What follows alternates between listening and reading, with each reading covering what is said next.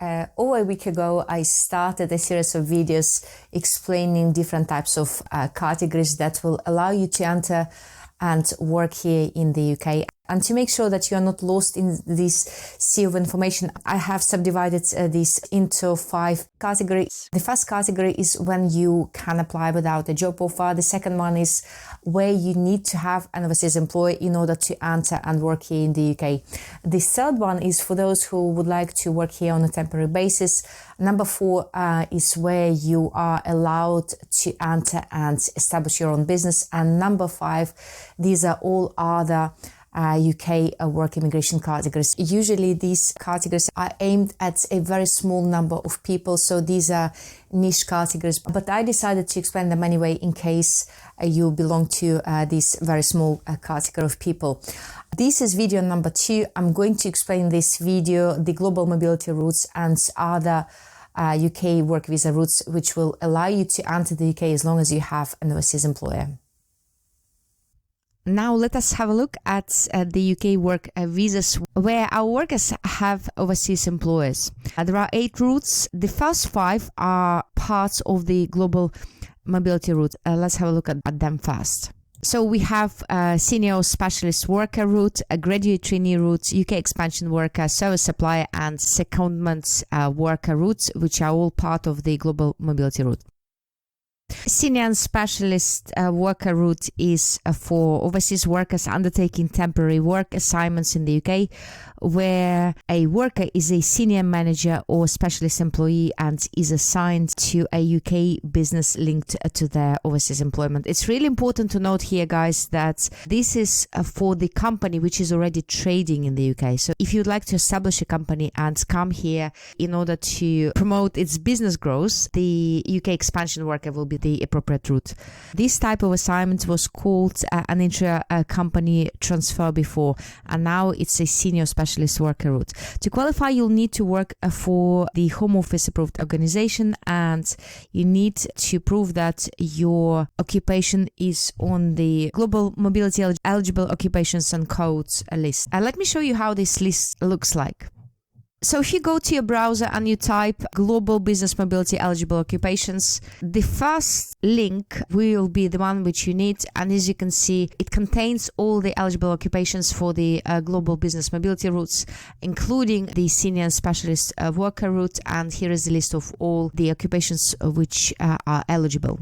The next requirement is your salary will need to be at least £45,800. And also, if you are already in the UK and you are applying to extend your UK senior or specialist worker visa and you intend to work in the same job, it's highly likely that you will qualify if you work for the same employer and also if your profession is on the list I just showed you before, the eligible occupations and codes list.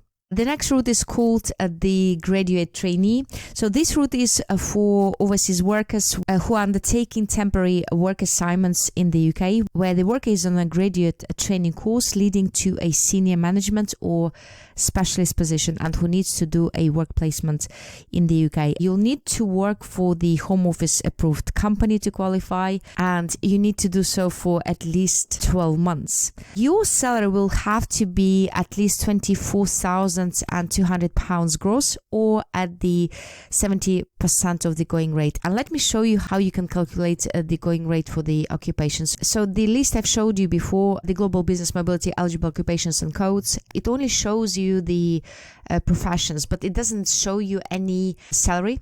And for you to calculate the 70% of the going rate, as a going rate is the minimum salary for the occupation. So for us to check what these are, we need to go to your browser and type skilled worker occupation codes.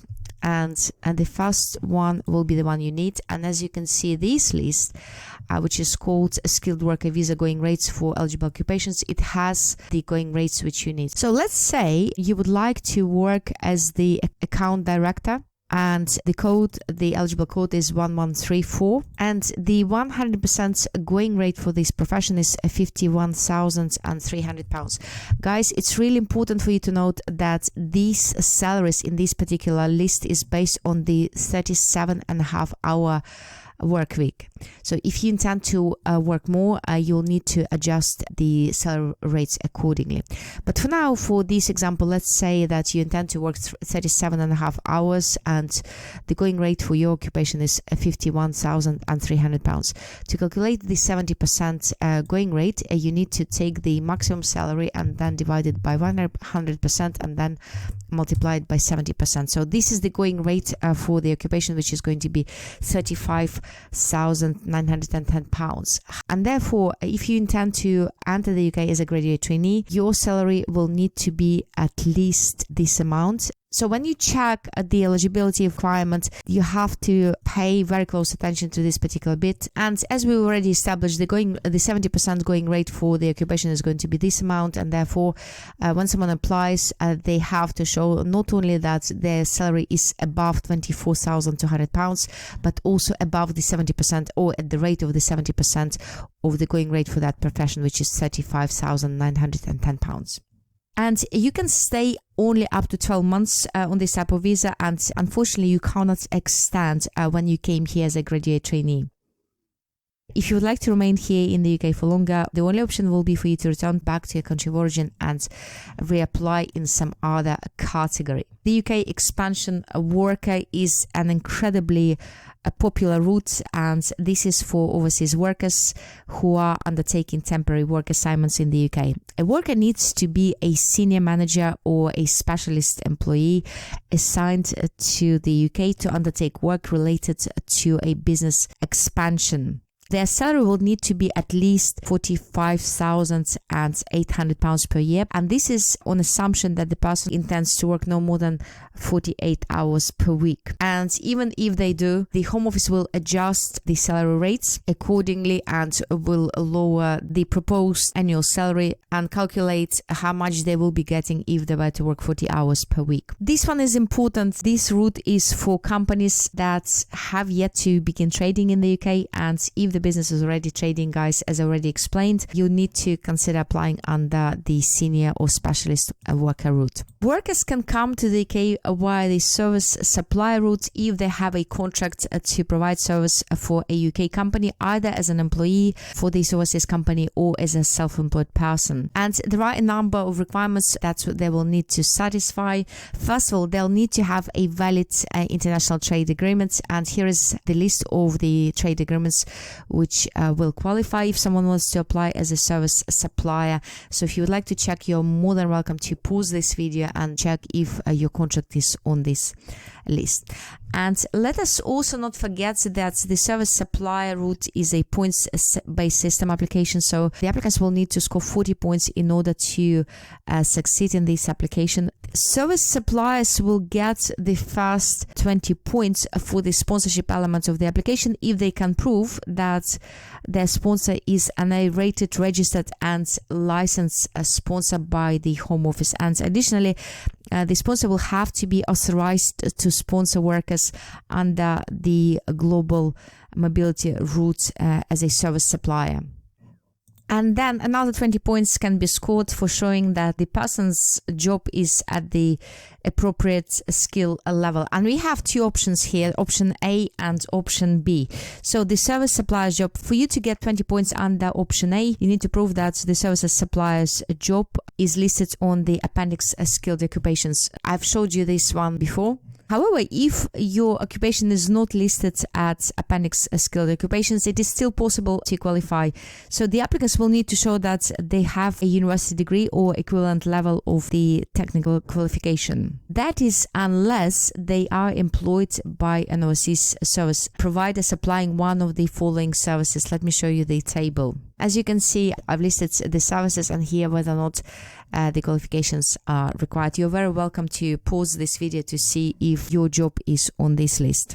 And finally, all applicants will need to provide evidence confirming that they have worked for the employer for at least 12 months outside the UK, or that they have at least 12 months of professional experience if they intend to work as self-employed people. The duration of the grant will depend on how long this person is required, but usually it's no more than between 6 to 12 months. So this was our service supplier route. And let us have a look at the last global mobility route, which is called the secondment worker. You can apply under the UK secondment worker route if your overseas employer concluded a high value contract with a UK organization. And the requirements are relatively straightforward to satisfy. So, first of all, you'll need to prove that you are an existing employee of an overseas organization that has a high value contract with the UK sponsor. And this UK sponsor is approved by the Home Office. So, in other words, the sponsor should have an investment or contract for goods and services with an overseas business of at least £10 million per year and no less than 50 million in total. So for example, if a high value contract is for less than 5 years, its value should be at least 50 million in value. If the contract is for more than 5 years, then the value has to be at least 10 million per year. And if this is an ongoing contract with no end date, then the value needs to be at least 50 million in the first 5 years. The secondment worker sponsor will need to register the contract with the Home Office through the sponsorship management system, and they can do this either when they apply for the sponsorship license or before assigning a certificate of sponsorship. And additionally, the applicants will need to prove that they have worked for the overseas employer for at least 12 months outside the UK, and they have a certificate of sponsorship which was issued by the sponsor here in the UK. And this certificate of sponsorship will need to contain information about the person's work details, and also they have to show that their job is on the list of eligible occupations, the one I showed you before. This is eligible occupations for the UK secondment worker route. These were our 5 global mobility routes, and now let us have a look at the remaining 3. So the next one is called the representative of an overseas business. This route is for employees of the overseas newspaper, news agency, or broadcasting organization posted in the long-term assignment to the UK. It's a relatively straightforward route. To qualify, the applicants will need to demonstrate, first of all, their English language proficiency at the level of at least A1. And that is, guys, unless you are from the majority English-speaking country, or you have a UK bachelor degree, or your bachelor degree course was either taught or researched in English language. So these are the only eligibility requirements for the applicants. The next one is called the overseas domestic worker route. This is an ancient route. The Home Office introduced it back in 2002, and at that point, by the way, the applicants could even apply for settlement. Unfortunately, it was transformed substantially, and the applicants no longer have the luxury of applying for settlement. In fact, the maximum period of time they can remain under this route is only 6 months. So this route is usually for personal chefs, nannies, cleaners, chauffeurs, personal cars, and bodyguards. And for the domestic worker to qualify, first of all, they'll need to prove that they're over the age of 19 and they have worked for the employer for at least one year, and they intend to work in the same household as the employer, and they plan to travel to the UK with their employer, their partner, or their children, and they also intend to work as full-time domestic workers in the UK households with the employer, and they plan to leave the UK at the end of the 6 months period of time. And they will be able to support themselves financially, and they will not be applying for benefits when they arrive. And also there are a number of eligibility requirements for the overseas domestic worker employer.